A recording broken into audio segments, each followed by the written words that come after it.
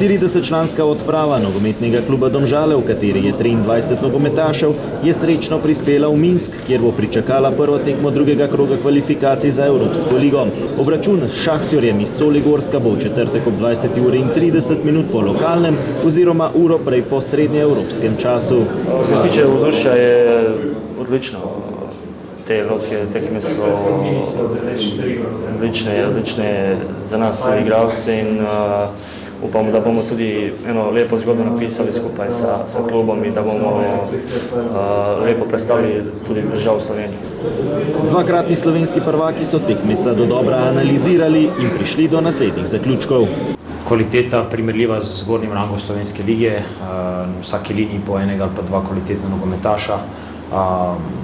Predvsem bode oči to, da imajo izjemne evropske izkušnje, zaradi tega so tudi nosilci.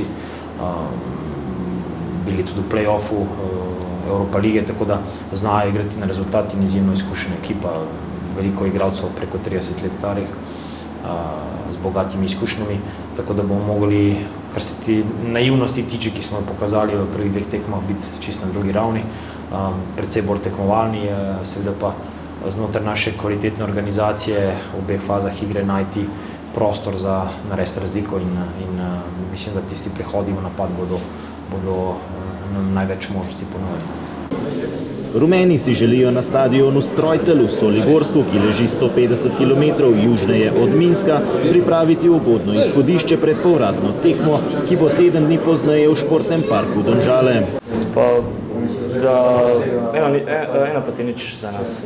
Meni je vedno všeč, ko odigramo kvalitetno tekmo, ko si po tekmi lahko rečemo, mi smo prikazali tisto vsebino, ki jo vadimo, ki jo znamo, dali smo nekaj kreativnosti in bili smo izjemno požrtvovalni. In če to izpolnimo, potem prvo bomo ponosni, drugo bomo pa tudi na rezultat gledali pozitivno, ker bomo nekaj dobrega iztržili. Ampak vedno probamo obrniti zadevo, da dajmo nekaj dobrega na igrišču narediti, da lahko pričakujemo dober rezultat.